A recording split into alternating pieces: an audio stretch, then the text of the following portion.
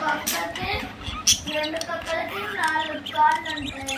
4 4 8 ఒక పిల్లి కాబట్టి ఇంకా 4 12 3 ఆవులు కాబట్టి 3 4 12 12 24 కానీ నేను అడిగింది మీ దగ్గర 2 ఆవులు 2 కుక్కలు ఒక పిల్లి ఉన్నాయి. ఇప్పుడు మీ దగ్గర ఎన్ని కాళ్ళు ఉన్నట్టు? 2 కాళ్ళు.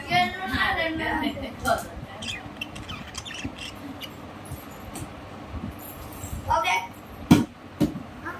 నువ్వు ఫస్ట్ నేను తానే ముందు పెంది నీ దగ్గర